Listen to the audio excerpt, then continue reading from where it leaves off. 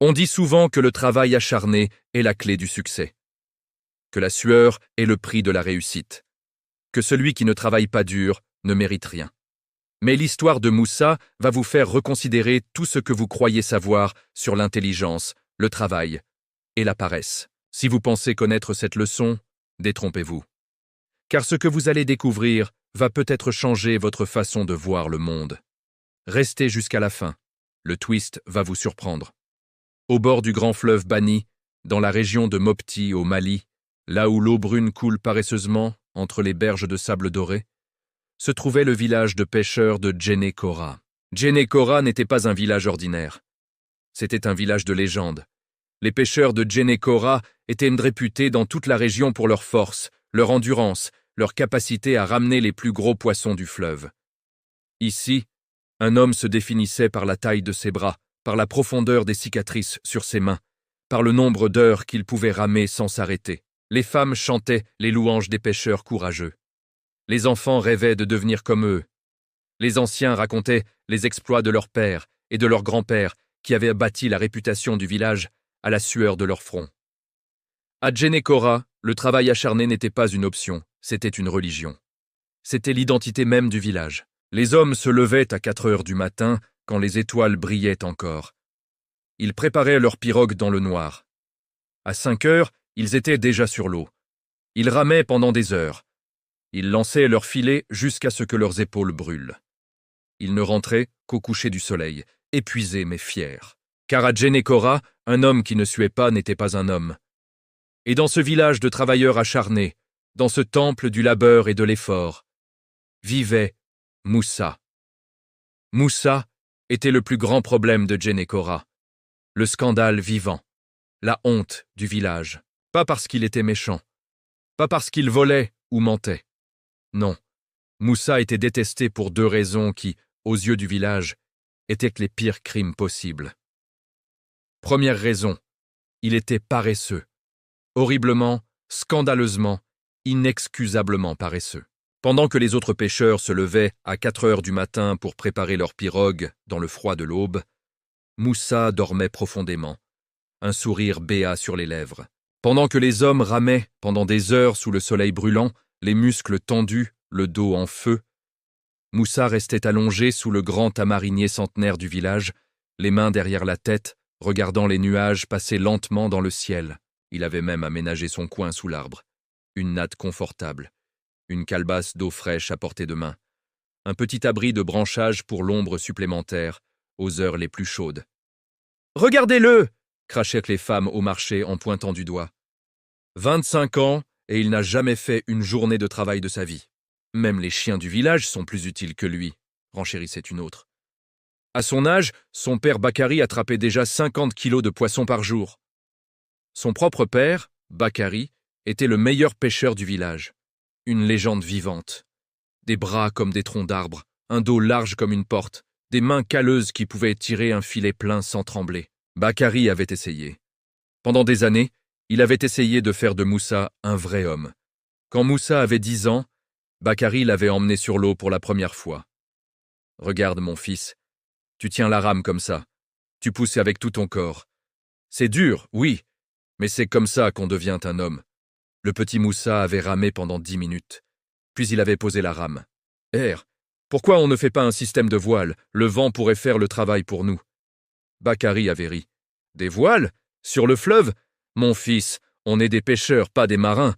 Allez, rame. » Moussa avait ramé encore 5 minutes. Puis il avait demandé. « Père, pourquoi tu rames contre le courant? Si on allait avec le courant, ce serait plus facile, non ?» Bakari avait froncé les sourcils. « Parce que le poisson est là-bas, Moussa, pas ici. »« Mais comment tu sais que le poisson est là-bas ?»« Parce que c'est là qu'on pêche depuis toujours. Arrête de poser des questions et rame. » À 15 ans, Bakari avait tenté à nouveau. Il avait construit une pirogue spécialement pour Moussa. Petite, légère, facile à manier. « Cette fois, mon fils, tu vas devenir un vrai pêcheur. Je vais t'apprendre tout ce que je sais. » Moussa était parti sur l'eau. Il était rentré 3 heures plus tard avec 0 poisson. Mais des pages et des pages de dessins sur des écorces d'arbres. « Qu'est-ce que c'est que ça ?» avait explosé Bakari. « J'ai dessiné les mouvements de l'eau, père. Regarde, Le courant fait des tourbillons ici, mais là il est droit. Et j'ai remarqué que les poissons sautent plus souvent dans les zones de tourbillons. Je me demande pourquoi. Tu crois que c'est parce que les insectes se rassemblent là? Ou peut-être que... Moussa, avait rugi Bakary. Je t'envoie pêcher et tu reviens avec des dessins. Mais père, si on comprend où sont les poissons et pourquoi on peut... On sait où sont les poissons, là où ils ont toujours été. Notre métier n'est pas de comprendre, c'est de pêcher. À 20 ans, Bakary avait abandonné. Il avait dit à sa femme Aminata, les larmes aux yeux, « Ce garçon est une malédiction. Les ancêtres nous punissent. J'ai dû faire quelque chose de mal dans une vie antérieure pour mériter un fils comme lui. » Maintenant, Moussa avait 25 ans, et aux yeux du village, il n'était bon à rien. Mais ce n'était pas tout. Deuxième raison pour laquelle Moussa était détesté. Il posait trop de questions. Des questions agaçantes. Des questions qui dérangeaient. Des questions qui remettaient tout en cause. Et dans un village où la tradition était sacrée, où on faisait les choses parce que c'est comme ça qu'on les a toujours faites, les questions étaient reperçues comme une insulte. Moussa ne posait pas de questions par méchanceté. C'était plus fort que lui. Son esprit fonctionnait différemment. Là où les autres voyaient et acceptaient, Moussa voyait et se demandait pourquoi. Un jour, il avait vu les femmes piler le mil de la même manière depuis toujours. Debout, sous le soleil, avec de lourds pilons, pendant des heures. Tante Fatoumata, pourquoi vous ne fabriquez pas un système de levier? Vous pourriez utiliser le poids de la pierre pour faire le travail. Vous économiseriez votre énergie. Fatoumata avait ri. Un levier? Pour piler le mil? Mon garçon, les femmes pilent le mil comme ça depuis la nuit des temps. Si c'était possible autrement, nos mères l'auraient découvert, tu ne crois pas? Mais peut-être qu'elles n'ont jamais essayé? Le sourire de Fatoumata s'était effacé. Moussa, tu es gentil, mais reste dans ton domaine, si tu avais un domaine. Un autre jour, il avait observé les hommes réparer leurs filets. Oncle Amadou, pourquoi vous utilisez ce type de nœud? J'ai lu dans un vieux livre du marabout qu'il existe un nœud différent qui est 3 fois plus solide et 2 fois plus rapide à faire. Amadou avait posé son filet, exaspéré. Tu as lu? Toi? Tu passes tes journées à dormir et tu oses me dire comment faire mon travail? Ce nœud, mon père me l'a appris. Son père le lui avait appris. C'est le nœud de Djenekora. Si tu n'aimes pas, va vivre ailleurs. Va vivre. Et il y avait les questions sur les poissons. Oh, les questions sur les poissons. Père, pourquoi le capitaine ne mord qu'à certaines heures? Père, est-ce que tu as remarqué que les carpes se rassemblent près des rochers pendant la saison sèche? Père, pourquoi personne ne pêche la nuit? Les poissons dorment ou ils sont actifs? Père, tu as vu que les silures remontent en surface avant la pluie? Pourquoi? Assez, finissait toujours par crier Bakary. Un pêcheur pêche, Moussa. Il ne passe pas sa vie à se poser des questions. Le fleuve nous donne du poisson. On le prend, c'est tout. Les anciens étaient les plus offensés par les questions de Moussa. Un jour, sous l'arbre à palabres, le vieux Seydou, 80 ans de pêche derrière lui, avait perdu patience. Écoute-moi bien, petit. Nos ancêtres ont pêché dans ce fleuve pendant des siècles. Ils ont développé des techniques qui marchent.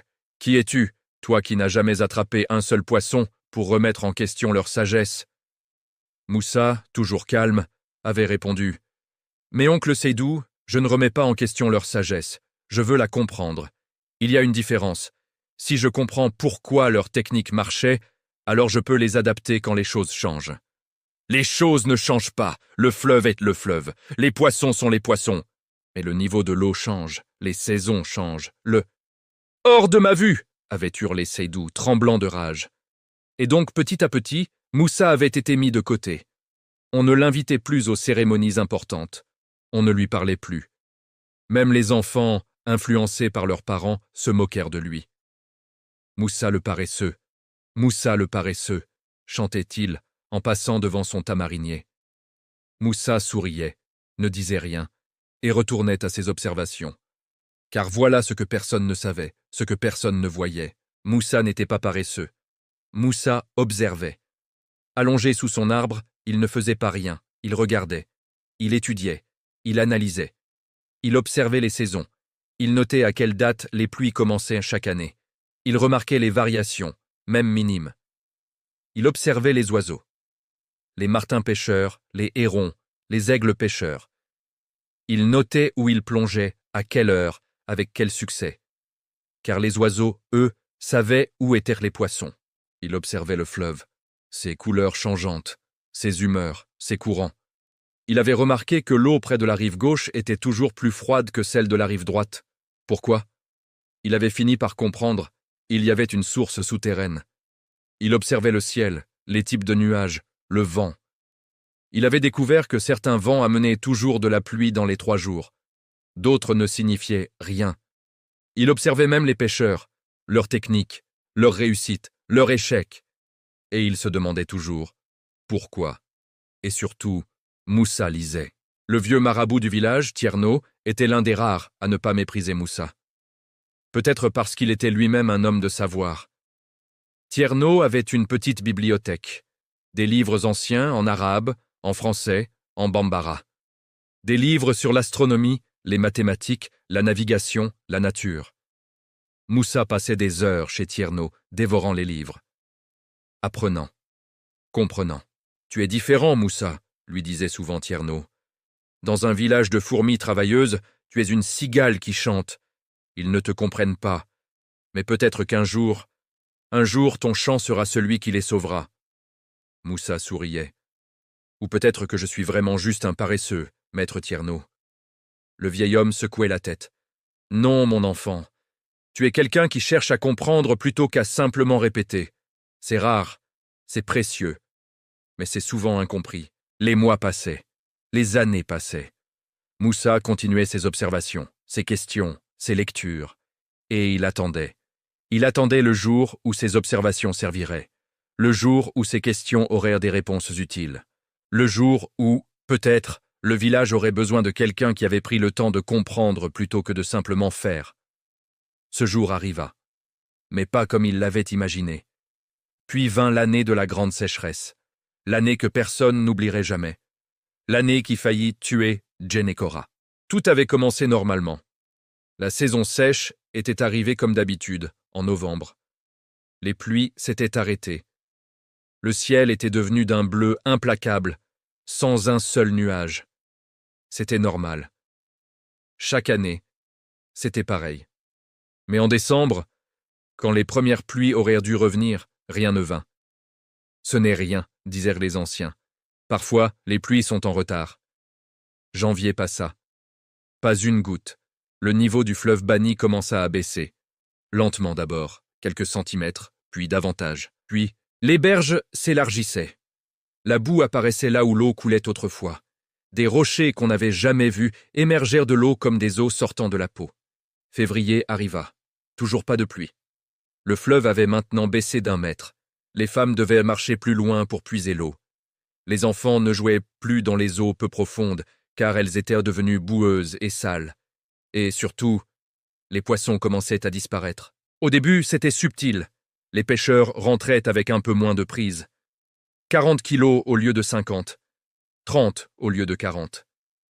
Ce n'est qu'une mauvaise semaine, disait-il. Ça va revenir. Mais ça n'est pas revenu. Mars. Avril. Mai. Le fleuve avait maintenant baissé de 2 mètres. C'était du jamais vu. Les plus vieux du village ne se souvenaient pas d'avoir vu ça de leur vivant. Les zones de pêche traditionnelles n'étaient plus que de la boue craquelée. Les pirogues s'échouaient. Il fallait maintenant ramer beaucoup plus loin pour atteindre l'eau profonde. Bakary partait maintenant à 3 heures du matin. Il ramait pendant 2 heures juste pour atteindre les zones où il y avait encore de l'eau navigable. Puis, il pêchait toute la journée. Et il rentrait au coucher du soleil avec 10 kilos de poissons. 5 kilos, parfois 3. Ses mains saignaient. Le sel de sa sueur brûlait ses plaies. Son dos était une masse de douleur constante. Ses épaules craquaient à chaque mouvement. Mais il continuait. Car c'était un homme. Car c'était ce qu'on faisait à Djenekora. On travaillait dur, toujours plus dur. Tous les pêcheurs du village faisaient pareil. Ils partèrent de plus en plus tôt. Ils ramaient de plus en plus loin. Ils lançaient leurs filets de plus en plus souvent. Mais les poissons avaient disparu. Les anciens organisèrent des cérémonies. On fit des sacrifices, des poulets, des chèvres. On pria les ancêtres. On supplia le ciel. Rien ne changea. Juin arriva. Juillet. les greniers se vidaient. Le mil de l'année précédente était presque épuisé. Et sans poissons à vendre ou à échanger, on ne pouvait pas acheter plus de nourriture. Les familles commençaient à manger une fois par jour, puis un jour sur deux. Les enfants pleurèrent de faim la nuit. Leurs ventres gonflés et vides les empêchèrent de dormir. Les femmes donnaient leurs portions aux enfants et se contentaient d'eau bouillie. Les hommes, eux, s'épuisaient sur l'eau. Certains faisèrent des malaises dans leurs pirogues, déshydratés, affamés, mais refusant d'abandonner. Le vieux Seydou, 80 ans, mourut un matin dans sa pirogue. On le retrouva effondré sur ses rames, son filet vide à côté de lui. Il était mort en essayant de pêcher, en travaillant dur jusqu'à son dernier souffle. Ses funérailles furent un moment terrible pour le village, car chacun savait qu'il ne serait pas le dernier. Et chaque soir, Bakary rentrait chez lui, brisé de fatigue, avec presque rien. Il posait ses 3 poissons devant sa femme Aminata. Elle le regardait avec des yeux pleins de larmes qu'elle ne laissait pas couler. « C'est tout ce que j'ai, » murmurait-il, la voix cassée par la honte. « C'est déjà beaucoup, mon mari, » répondait-elle doucement. Mais ils savaient tous les deux que non, ce n'était pas assez. Pas assez pour nourrir une famille, pas assez pour survivre. Et pendant ce temps, sous son tamarinier, Moussa observait. Il voyait son père partir chaque matin, le dos courbé, les yeux vides. Il le voyait rentrer chaque soir, diminué, vaincu. Il voyait les enfants du village perdre du poids, leur sourire disparaître, leurs jeux s'arrêter. Il voyait les femmes au puits, leurs conversations autrefois joyeuses remplacées par un silence pesant. Il voyait tout, et il ne disait rien. Un soir, son père rentra particulièrement tard. Il ne portait même pas de panier de poissons, juste son filet vide sur l'épaule. Moussa était assis devant la case, sous les étoiles qui commençaient à apparaître. Bakary le vit, et quelque chose en lui se brisa. Il laissa tomber son filet, marcha droit vers Moussa, et pour la première fois de sa vie, il leva la main sur son fils. La gifle résonna dans la nuit comme un coup de tonnerre. Moussa ne bougea pas. Il toucha simplement sa joue et regarda son père. Bakary tremblait. Des larmes coulaient sur son visage creusé par la faim et l'épuisement.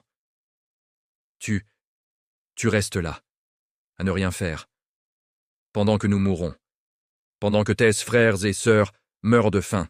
Et toi, tu... Sa voix se brisa. Il tomba à genoux. « Pourquoi » sanglota-t-il. « Pourquoi les ancêtres m'ont-ils donné un fils comme toi? Qu'ai-je fait pour mériter ça ?» Moussa regarda son père. Cet homme fort, ce pilier du village, cet homme qu'il admirait malgré tout, brisé devant lui. Il ouvrit la bouche, puis la referma. « Bientôt, père, » dit-il simplement. « Bientôt. » Bakary le regarda avec des yeux où brillait quelque chose entre la haine et le désespoir. Puis il se releva et entra dans la case, sans un mot de plus. Cette nuit-là, Moussa ne dormit pas. Il resta sous les étoiles, regardant le fleuve qui mourait lentement. « Pas encore, » murmurait-il pour lui-même. « Ils ne sont pas encore prêts à écouter, pas encore assez désespérés. » Août arriva. La situation devint critique, vraiment critique. Certaines familles commencèrent à quitter le village. Ils partaient vers d'autres régions, espérant trouver de la nourriture ailleurs. Chaque départ était un déchirement, un aveu d'échec. Djenekora, le village fier, le village des grands pêcheurs, était en train de mourir.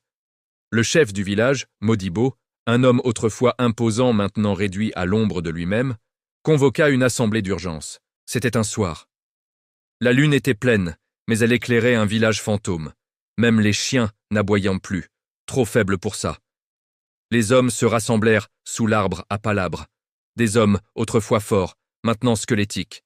Des hommes autrefois fiers, maintenant brisés. « Mes frères, » commença le chef Modibo, sa voix tremblante, « nous devons agir. Si nous ne trouvons pas de poissons rapidement, Djenekora mourra. Notre village, qui existe depuis des siècles, disparaîtra. » Un silence de mort accueillit ces paroles, car chacun savait qu'il disait la vérité. Quelqu'un a-t-il une idée? N'importe quoi? Les meilleurs pêcheurs prirent de la parole, un par un. Amadou, le fils de feu Seydou, proposa « Nous devons aller plus loin, beaucoup plus loin, jusqu'à la grande courbe du fleuve. » « Nous avons essayé, » répondit un autre. Il n'y a rien là-bas non plus. Mamadou suggéra « Et si nous pêchions la nuit? Peut-être que les poissons sont actifs quand il fait frais ?» J'ai essayé, dit tristement Bakary. 3 nuits, la semaine dernière. Rien. Ousmane proposa. Fabriquons des filets plus grands, des filets qui couvrent toute la largeur du fleuve. Avec quel matériel? Rétorqua quelqu'un. Nous avons à peine assez de cordes pour nos filets actuels. Proposition après proposition, idée après idée. Toutes essayées, toutes échouées. Le désespoir s'installait comme un brouillard épais. Et puis, au fond de l'assemblée, une voix calme s'éleva. Une voix que personne ne s'attendait à entendre ici. Et si vous pêchiez au mauvais endroit? Tous les regards se tournèrent. C'était Moussa, debout, pour la première fois depuis des mois. Un silence glacial tomba. Bakary, son père, se leva, tremblant de colère. « Comment oses-tu? Toi qui ne fiches rien, toi qui nous regardes crever de faim sous ton arbre, tu viens nous donner des leçons !» Moussa ne sia pas. « Père, réponds-moi, où pêches-tu? » « Aux mêmes endroits qu'avant, là où il y a toujours eu du poisson. » « Exactement, » dit Moussa calmement. « Mais le fleuve a baissé de 2 mètres. Les poissons ne sont plus là où ils étaient, ils sont là où l'eau est. » Des murmures parcoururent l'assemblée. Le chef, sceptique, demanda « Et où est l'eau, selon toi, ô grand sage paresseux ?» Moussa sortit alors un morceau d'écorce couvert de marques, de dessins, de calculs que personne ne comprenait. « Pendant que vous ramiez jusqu'à l'épuisement aux mêmes endroits par habitude, moi j'ai observé. J'ai posé des questions. Pas à vous. Au fleuve lui-même. » Il déroula son écorce. C'était une carte détaillée du fleuve, de ses courbes, de ses profondeurs. J'ai passé 2 mois à étudier le fleuve. J'ai compté les courants, j'ai observé où les oiseaux plongent, car ils savent où sont les poissons. J'ai noté à quelle heure le soleil chauffe quelle partie de l'eau. J'ai mesuré où l'eau est la plus profonde malgré la sécheresse. Il pointa un endroit sur sa carte. Les poissons sont ici, à 5 kilomètres en amont, là où personne ne va parce que c'est trop loin, et que ce n'est pas l'endroit habituel. Là où il reste un bassin profond, alimenté par une source souterraine. Le silence était total. Un vieux pêcheur ricana. « Et on devrait te croire, toi qui n'as jamais attrapé un seul poisson de ta vie ?» Moussa sourit. « Détrompe-toi, oncle Konaté. » Il se tourna vers sa case et en sortit. 3 énormes paniers remplis de poissons séchés et fumés. La foule s'écartait, bouche bée. « Depuis 2 mois je pêche, la nuit, seul, là où je vous dis, pendant que vous dormiez, épuisés par vos efforts inutiles de la journée. Moi je pêchais intelligemment. » Bakary, son père, chancela. « Mais pourquoi ne rien dire? Pourquoi nous laisser souffrir? Parce que vous ne m'auriez pas écouté, père. Un paresseux qui pose trop de questions, vous m'auriez chassé de l'assemblée. Alors j'ai attendu. J'ai attendu que vous soyez assez désespérés pour enfin écouter. » Le chef s'avança, les larmes aux yeux. « Moussa, pardonne-nous, montre-nous, s'il te plaît, sauve-nous. » Moussa hocha lentement la tête. « Je vais vous montrer, mais il y a des conditions. » Le chef fronça les sourcils. « Des conditions? Oui, première condition. Vous devez m'écouter, vraiment m'écouter. Pas juste entendre mes mots et ensuite faire à votre façon. Vous devez être prêt à désapprendre ce que vous croyez savoir. » Il regarda chaque homme dans les yeux. « Deuxième condition, vous devez accepter que poser des questions n'est pas un signe de faiblesse, c'est un signe d'intelligence. À partir de maintenant, je veux que vous questionniez tout, même ce que je vous enseigne. Troisième condition, vous devez arrêter de mesurer la valeur d'un homme à la quantité de sueur sur son front.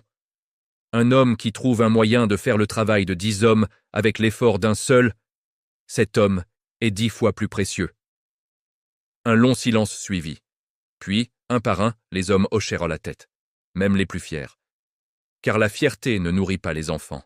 « Nous acceptons, » dit le chef Modibo.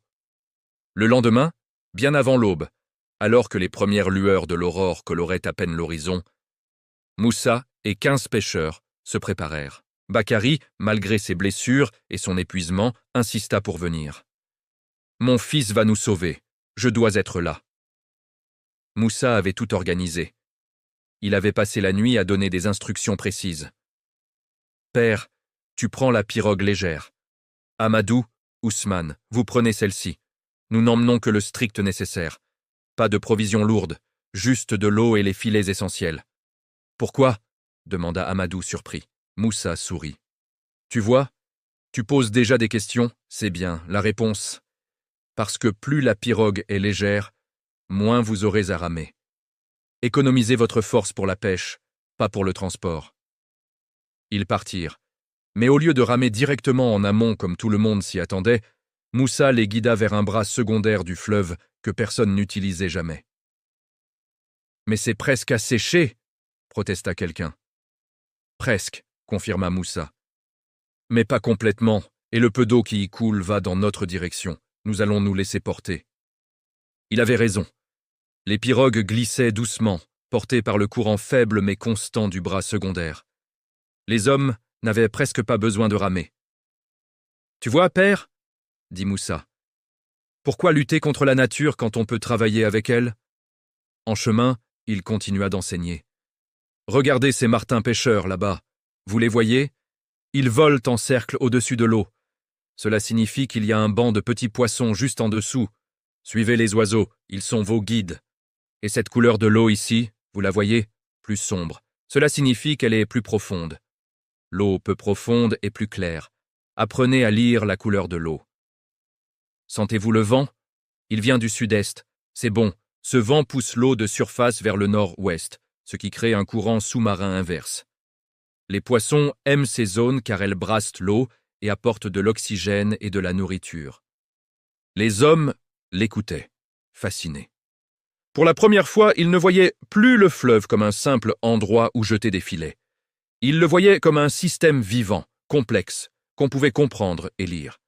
Après 45 minutes, et non 3 heures comme ils l'auraient remis en ramant directement, ils arrivèrent au bassin. Et ce qu'ils virent leur coupa le souffle.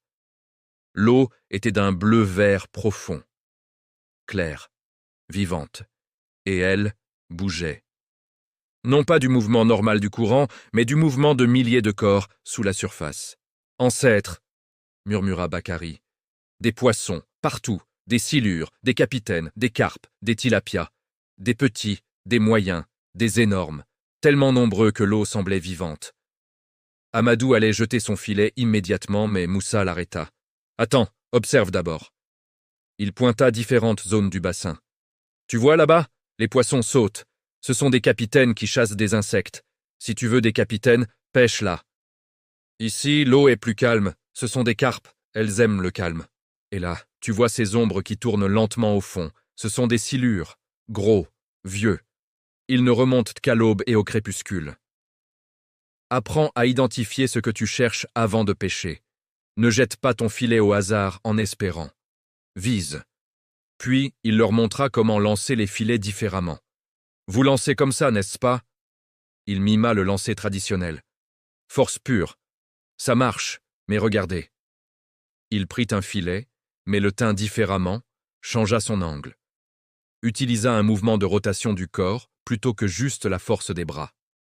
Le filet s'ouvrit en vol comme un parachute, puis tomba sur l'eau en formant un cercle parfait, 2 fois plus large que d'habitude. « Tu as vu ? En utilisant la rotation et la gravité, le filet fait le travail lui-même. Tu économises ta force et tu couvres plus de surface. » Un par un, les pêcheurs essayèrent. C'était maladroit au début. Puis ils comprirent. Et leurs filets commencèrent à s'ouvrir magnifiquement. Et quand ils les remontèrent, les hommes pleurèrent. Chaque filet était plein, absolument plein, plus de poissons qu'ils n'en avaient en vue depuis des mois. Des années peut-être. Bakary tomba à genoux dans sa pirogue, le filet plein de poissons argentés à ses pieds, et sanglota comme un enfant. « Merci, merci mon fils, merci. » Moussa s'approcha, posa une main sur l'épaule tremblante de son père. « Ne me remercie pas encore, père, ce n'est que le début. Maintenant vient la partie importante. » Quand les pirogues furent à moitié remplies, et Moussa insista pour s'arrêter à moitié seulement, ils revinrent au village. L'arrivée fut triomphale. Les femmes virent les pirogues chargées de poissons et se mirent à crier de joie. Les enfants coururent vers la rive. Le chef pleura ouvertement. On déchargea les poissons. C'était suffisant pour nourrir tout le village pendant 2 semaines. Mais Moussa leva la main pour demander l'attention. « Écoutez-moi tous! Ce que nous avons fait aujourd'hui, ce n'est pas un miracle. C'est de la compréhension. Et je vais vous apprendre. Cette nuit-là, pendant que le village mangeait enfin à sa faim, que les rires d'enfants résonnaient à nouveau, Moussa rassembla les pêcheurs autour du feu. Il déroula sa grande carte du fleuve. « Voici ce que nous allons faire. Ce bassin est une bénédiction. Mais si nous le pêchons tous les jours, il sera vide en un mois. Les poissons ont besoin de temps pour se reproduire, pour grandir. » Il traça un calendrier dans la poussière. « Nous pêchons 3 jours par semaine, pas plus. Cela laisse 4 jours de repos au bassin. »« 3 jours ?» protesta Amadou. « Mais nous avons besoin de… »« 3 jours suffiront, » coupa Moussa fermement. « Car maintenant vous pêchez intelligemment. 3 jours de pêche intelligente donnent plus que 7 jours de pêche stupide. Faites-moi confiance. De plus, continua-t-il, nous ne prenons que les gros poissons. Regardez. Il montra les mailles d'un filet. Si nous utilisons des filets à mailles plus larges, les petits poissons passent à travers. Ils survivent, ils grandissent. Dans 6 mois, ce sont eux que nous pêcherons. C'est un investissement dans l'avenir. Il expliqua aussi un système de rotation. Pas tout le monde pêche le même jour. Équipe de 5. Chaque équipe a son jour. Cela évite de surcharger le bassin et cela vous donne du temps de repos. Un pêcheur reposé pêche mieux qu'un pêcheur épuisé. Les hommes écoutaient, prenaient des notes mentales, c'était révolutionnaire. Mais ça avait du sens. Puis Moussa aborda un sujet encore plus important.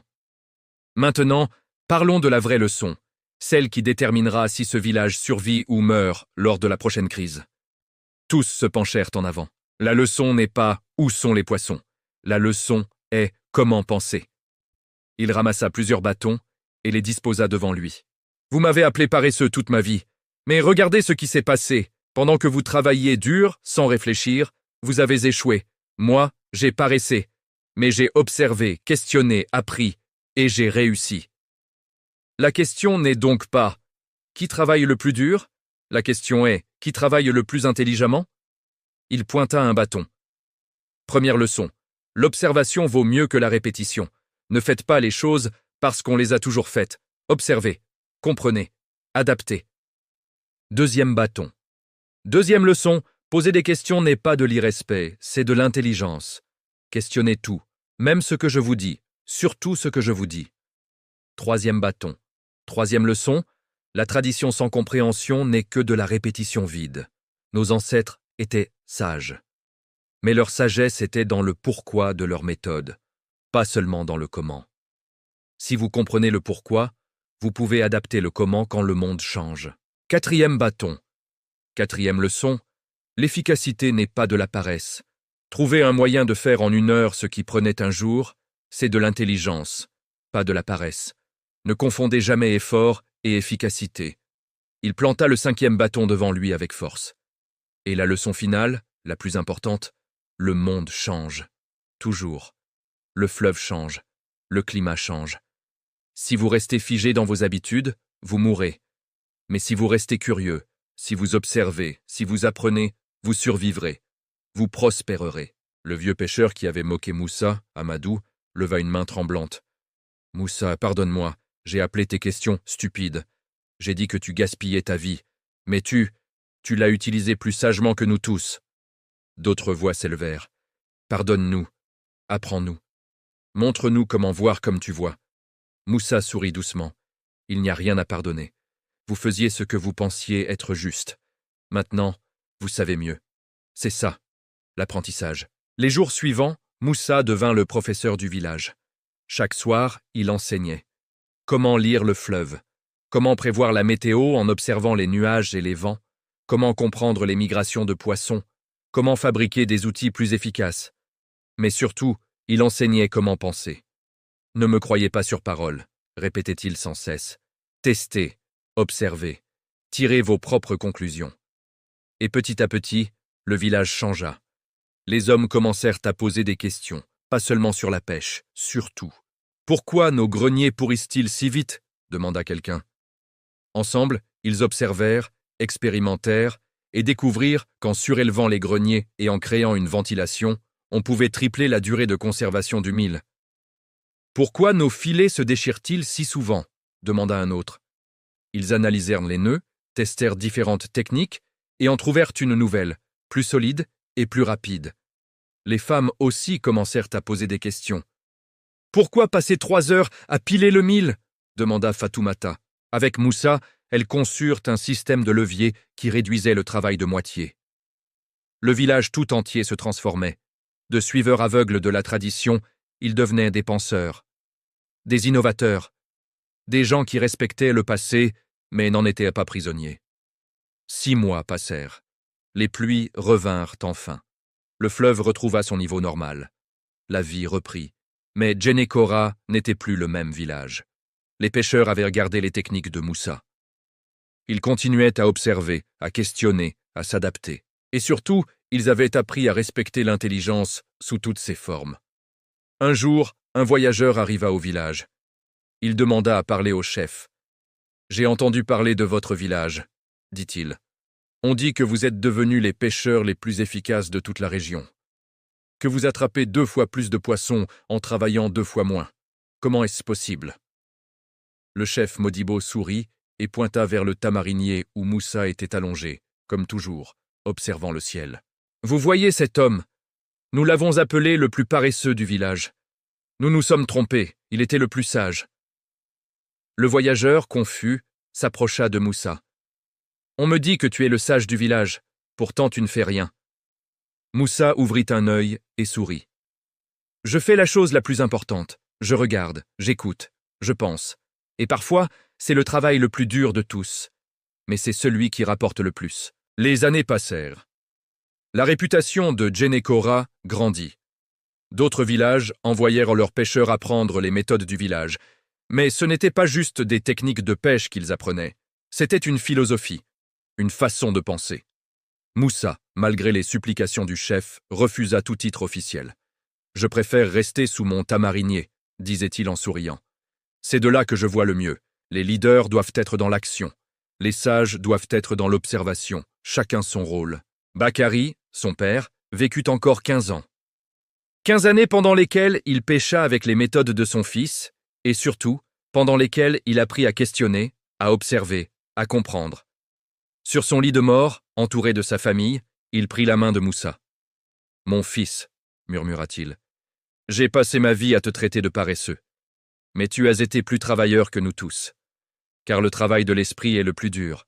Pardon de ne pas l'avoir vu. » Moussa serra la main de son père, les larmes aux yeux. « Tu l'as vu, père, au moment où il le fallait. C'est tout ce qui compte. » Aujourd'hui encore, dans la région de Mopti, on raconte l'histoire du paresseux qui sauva Djenekora. Les enfants apprennent ce conte à l'école. Les adultes se le rappellent quand ils sont tentés de juger quelqu'un trop vite. Et dans le village même, sous le vieux tamarinier où Moussa passait ses journées, on a gravé une pierre. Sur cette pierre, en bambara et en français, on peut lire « Ici se reposait Moussa le sage, que nous avons appelé Moussa le paresseux. Il nous a appris que la vraie sagesse n'est pas dans la quantité de travail, mais dans la qualité de la pensée.